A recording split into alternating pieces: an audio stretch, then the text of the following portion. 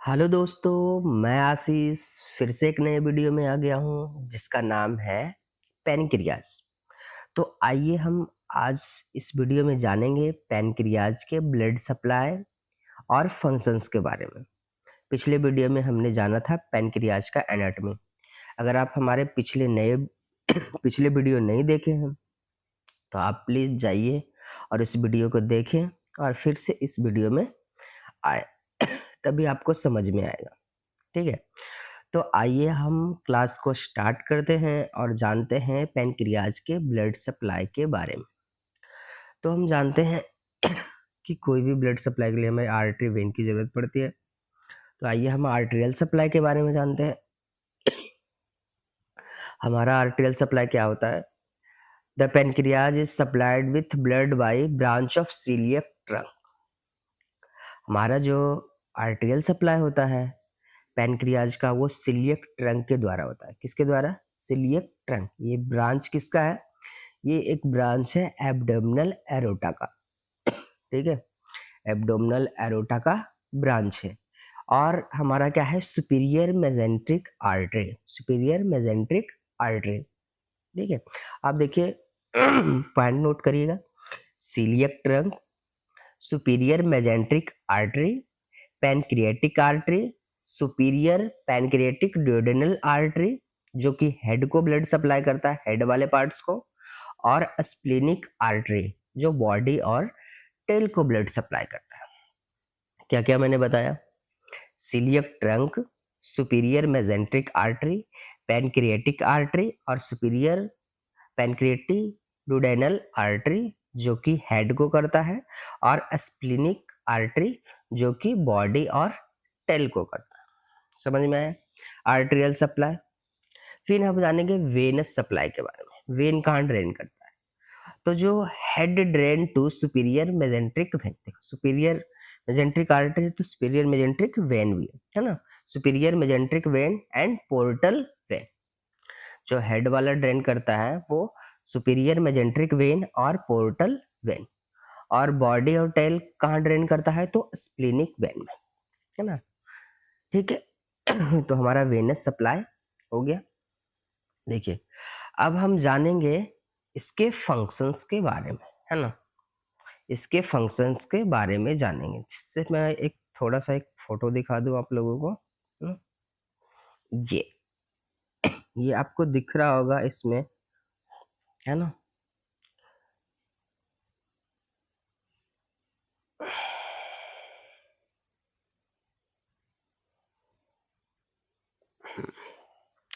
देखिए, फंक्शंस के बारे में हम जानते हैं।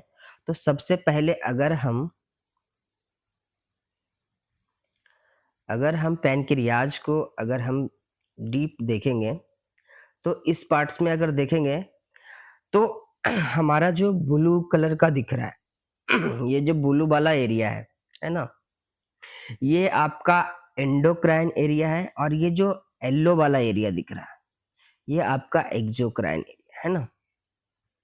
ये जो ब्लू वाले पार्ट्स में है, इसी में आपको पाए जाते हैं alpha cell, beta cell, delta cell और पीपी सेल, जिसको बोलते हैं पॉलीपेप्टाइड सेल।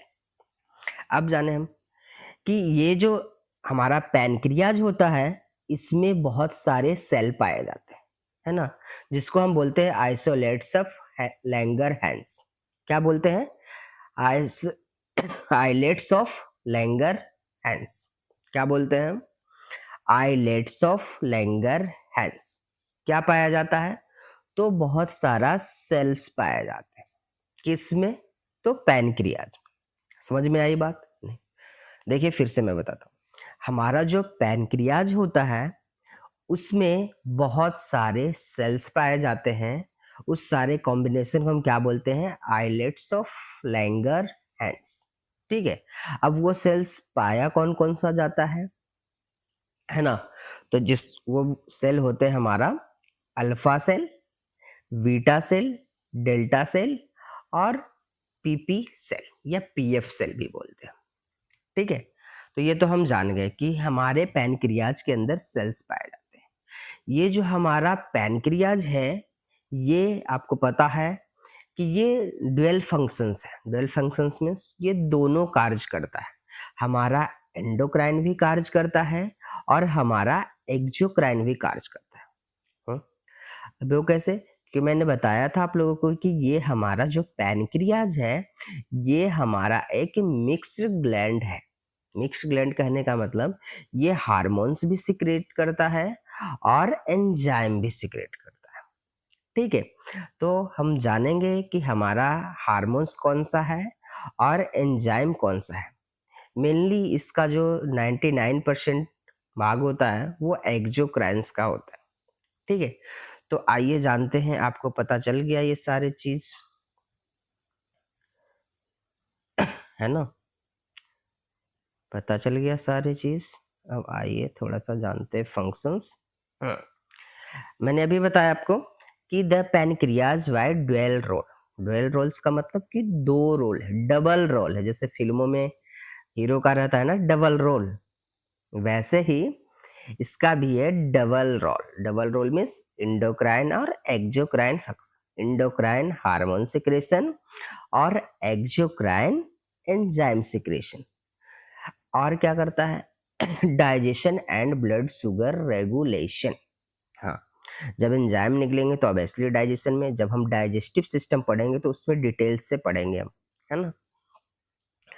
99% एक्सोक्राइन भाग है ना?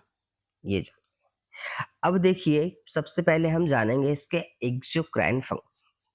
Exocrine functions means, exocrine means कि एक एंजाइम सिक्रेट करना। एंजाइम है कौन कौन से?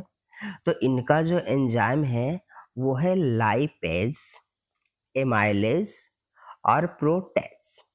ठीक है, कौन कौन सा? लाइपेज, एमाइलेज और प्रोटोज। और एक है हमारा बाटर एंड बाई कार्बोनेट, है ना? ये क्या करता है बाटर एंड बाई कार्बोनेट? तो ये जो हमारा जब भी हम खाना खाते तो ये हमारा स्टमक में जाता है, एसिड मिलता है स्टमक को। तो एसिड ज़्यादा अगर बढ़ने लगता है तो वाटर एंड बाई कार्बोनेट क्या करता है? उस एसिड को न्यूट्रलाइज्ड करता है ना? इसका काम यही है, water and bicarbonate neutralise, है ना? न्यूट्रलाइज ऑफ एसिड, एसिड को न्यूट्रलाइज करना। अब देखिए, हम बता दिए कि exocrine function help for digestion. ये तो डाइजेशन में हेल्प करता है एक्सोक्राइन फंक्शन इसका, क्योंकि इससे क्या निकल रहा है? एंजाइम निकल रहा है। एंजाइम में कौन कौन सा? लाइपेज, एमाइलेज और प्रोटेज। ठीक है, कहता है कि पर डे, है ना, पर डे जो पैनक्रियाटिक जूस है वो 1 से 4 लीटर पर डे फॉर्मेशन होता है, निकलता है। ठीक है, तो हम जान गए। अब हम जानेंगे कि लाइपेज करता है। तो लाइपेज है जो फैट को ब्रेक डाउन करता है। ठीक है, समझ में आया? लाइपेज का वर्क क्या है? Break down of fat. ठीक है, लाइपेज क्या करता है? फैट को ब्रेक डाउन करता है। एमाइलेज क्या करता है? तो एमाइलेज है जो हमारा स्टार्च, है ना, कार्बोहाइड्रेट, कार्बोहाइड्रेट को ब्रेक डाउन करता है और क्या बनाता है? शुगर, है ना? हमारा कार्बोहाइड्रेट को ब्रेक डाउन कौन करता है? एमाइलेज। ठीक है, तीसरा हमारा है प्रोटेज, है ना? प्रोटेज है जो प्रोटीन को ब्रेक डाउन करता है। किसको करता है? प्रोटीन को। और आपको वाटर बाई कार्बोनेट मैंने बता दिया कि वाटर बाई कार्बोनेट है जो हमारे स्टमक में एसिड के न्यूट्रलाइज करता है ना, एसिड को न्यूट्रलाइज करता है। फिर से आइए देखते हैं। एमाइलेज है जो फैट को ब्रेक डाउन करता है। किसको देखिएगा? फैट को, सॉरी। एमाइलेज है जो हमारा स्टार्च को करता है, कार्बोहाइड्रेट को, है ना? लाइपेज है जो हमारा फैट को करता है। ठीक है, लाइपेज है जो हमारा फैट को, एमाइलेज हमारा स्टार्च को, प्रोटेज हमारा प्रोटीन को करता है। Neutralise, water and bicarbonate neutralise करता है हमारा किस चीज को? एसिड को, है ना? स्टमक में जो एसिड बनता है इसको। ठीक है, चलिए, तो हम जान गए कि हमारा जो एक्सोक्राइन सिस्टम है इसका, हमारे पैनक्रियाज का एक्सोक्राइन जो पार्ट्स है वो एंजाइम सिक्रेट करता है। कौन कौन सा? लाइपेज, एमाइलेज और प्रोटेज। और एक हमारा जो वाटर बाई कार्बोनेट ये वर्क करता है एसिड के ऊपर। तो ये हम जान गए। अब हम आइए जानते हैं इसके इंडोक्राइन फंक्शंस के बारे में। तो मैंने बताया आप लोगों को अभी कि इसके अंदर बहुत सारे सेल्स होते हैं जिसको आइलेट्स ऑफ लैंगरहैंस बोलते हैं। इसमें पाया जाता है आपका alpha cell, beta cell, delta cell, ठीक है, और आपका एक पीपी सेल या पीएफ सेल है ना, पॉलीपेप्टाइड बोलते हैं पीपी को, ठीक है। तो आइए हम जानते हैं फर्स्ट सेल के बारे में जिसका नाम है अल्फा सेल, है ना। तो जो अल्फा सेल होता है टोटल इंडोक्राइन पार्ट का 15 से 20% होता है, ठीक है, 15 to 20%, ठीक है, 15 to 20%, है ना। ये करता क्या है? तो ये जो सिक्रेट करता है वो उसका नाम है ग्लूकागोन। क्या सिक्रेट करता है? ग्लूकागोन। क्या सिक्रेट करता है यहाँ पे? देखिए ग्लूकागोन, है ना। इसका जो नाम है ग्लूकागोन, है ना। ये एक पेप्टाइड हार्मोन है। कौन सा हार्मोन है ये? पेप्टाइड हार्मोन है ना। ये स्टिमुलेट करता है ना, ग्लूकोजेनेसिस। ये क्या चीज स्टिमुलेट करता है? ग्लूकोजेनेसिस, है ना। Gluco glucagon is the hyperglycaemic hormone. Hyperglycaemic का मतलब क्या होता है? कि ये हमारे बॉडी में शुगर लेवल को बढ़ाता है ना। हाइपरग्लाइसेमिक का मतलब क्या हुआ? Sugar level. हाइपर का मतलब क्या क्या होता है? बढ़ना, है ना। ग्लाइसेमिक का मतलब ग्लूकोज, ग्लूकोज को बढ़ना, है ना। समझ में आई? अल्फा सेल कौन सा हार्मोन सिक्रेट करता है? ग्लूकागोन। कौन सा हार्मोन? ग्लूकागोन। अब आइए हम समझते हैं कि अगर कोई फास्टिंग रहता है, ठीक है, अगर कोई फास्ट है, ठीक है, अगर कोई फास्ट है तो क्या होता है? हमारा जो लीवर है जो ग्लाइकोजन को स्टोर करता है। क्या करता है? ग्लाइकोजन को क्या करता है? स्टोर करता है। समझ में आई बात? लीवर है जो क्या करता है? ग्लाइकोजन को स्टोर करता है ना। ग्लाइकोजन को स्टोर करता है। जब हमारा ग्लूकागोन हार्मोन निकलता है तो ये क्या करता है? तो ग्लाइकोजन को ब्रेक डाउन करता है। किसमें? ग्लूकोज में। किसमें करता है? ग्लूकोज में। किसमें? ग्लूकोज में, है ना। जब ग्लूकोज में होगा तो ग्लूकोज हमारा ब्लड में जाएगा तो हमें क्या मिलती है? एनर्जी मिलती है। समझ में आई बात? हमारा लीवर ग्लाइकोजन स्टोर करके रखता है। जैसे ही हमारा ग्लूकागोन हार्मोन्स निकलता है ये ग्लाइकोजन फॉर्म को ब्रेक डाउन करता है और उसको क्या चीज में तोड़ देता है? ग्लूकोज में। और जब ग्लूकोज हमारा ब्लड में जाता है तो हमें क्या मिलती है? एनर्जी मिलती है।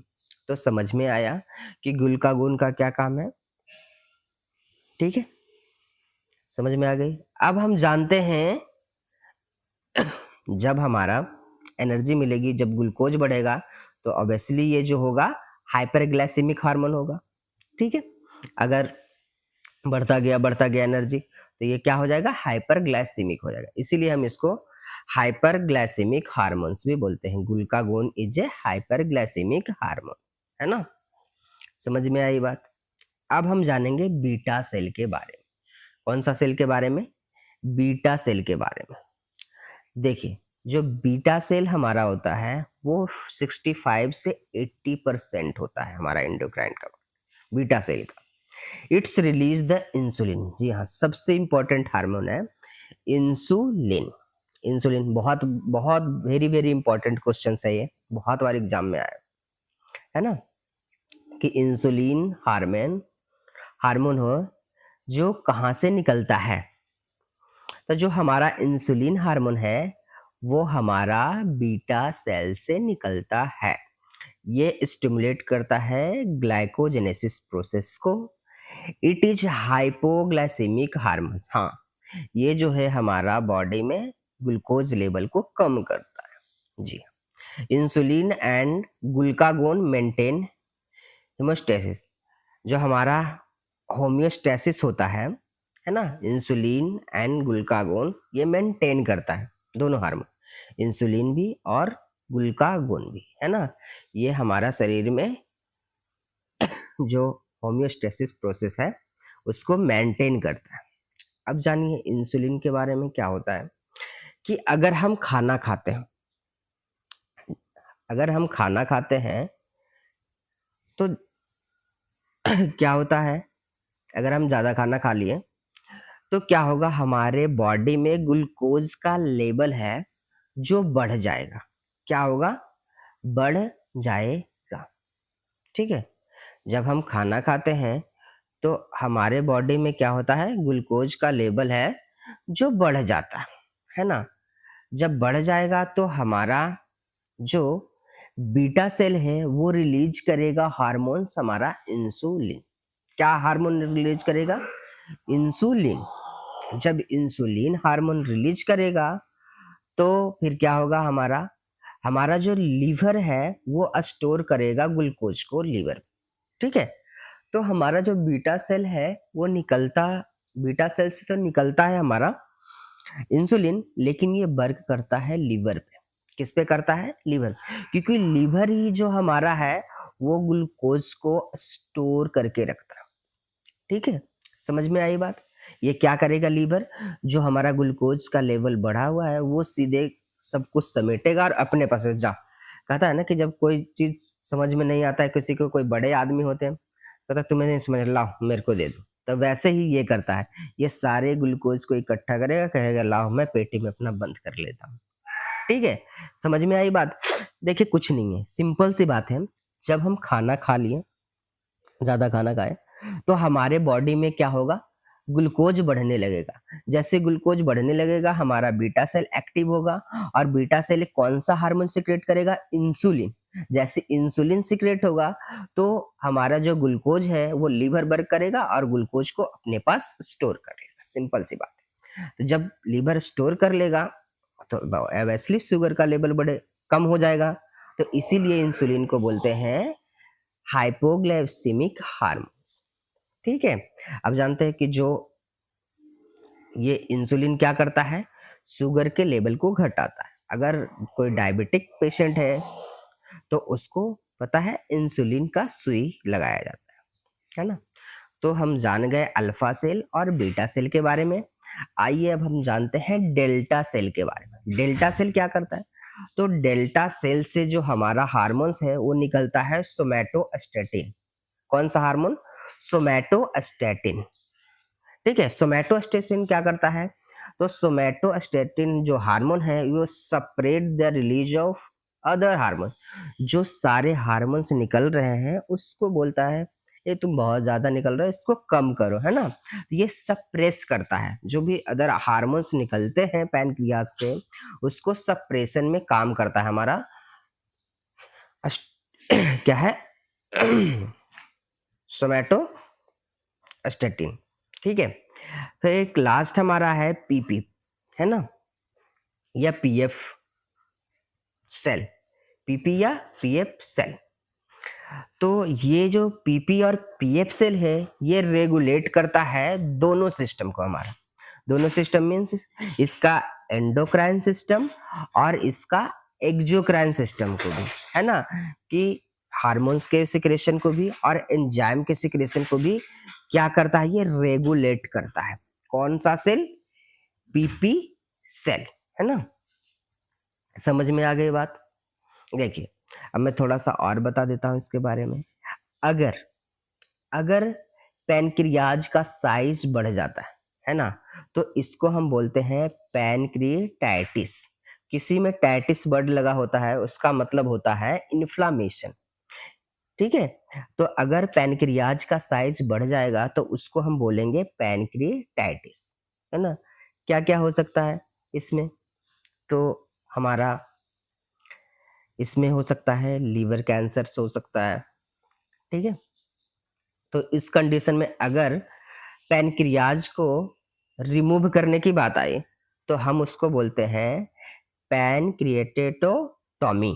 पैनक्रिएटेटोटॉमी बोलते हैं, है ना। तो आप लोगों को सारे सेल्स के बारे में समझ में आ गया। फिर भी मैं एक ब्रीफ में 1 मिनट में बताता हूँ कि हमारा जो पैनक्रियाज होता है वो डुअल फंक्शंस कार्य करता है, एंडोक्राइन और एक्सोक्राइन फंक्शन कार्य करता है। हमारा एमाइलेज, लाइपेज और प्रोटेज निकलता है, ठीक है। फिर हम बात करते हैं सेल के बारे में, तो alpha cell, gamma cell, delta cell और पीपी सेल निकलता है। अल्फा सेल से हमारा क्या निकलता है बताओ? अल्फा सेल से हमारा निकलता है ग्लूकागोन। बीटा सेल से क्या निकलता है? तो हमारा इंसुलिन निकलता है। डेल्टा सेल से हमारा क्या निकलता है? तो सोमैटोस्टेटिन निकलता है। और हमारा पीपी सेल क्या वर्क करता है? तो हमारा इंडोक्राइन और एक्सोक्राइन दोनों फंक्शन कार्य करता है। तो मुझे आशा है कि ये सारे पॉइंट्स आप लोगों को क्लियर हो गया था। अब आइए हम नेक्स्ट वीडियो में मिलते हैं, जो कि इंडोक्राइन के जो ग्लैंड बचे हुए हैं हम नेक्स्ट वीडियो में जानेंगे उस ग्लैंड के बारे में। जब तक के लिए बाय, टाटा। अगर कोई नए आए हैं तो हमारे चैनल को सब्सक्राइब करें और लाइक करें और कमेंट करें, और आप बताइए कि आपको किस टॉपिक पे वीडियो चाहिए, ठीक है। वैसे तो मैं इंडोक्राइन सिस्टम पढ़ा ही रहा हूँ, लेकिन अगर आपको कोई टॉपिक पे वीडियो चाहिए तो हमें कमेंट करिए, मैं उसका वीडियो और नोट्स ला के दूंगा। और एग्जाम के पॉइंट ऑफ व्यू से बहुत ही इंपॉर्टेंट नोट्स चाहिए, ठीक है। चलते हैं, बाय, टाटा।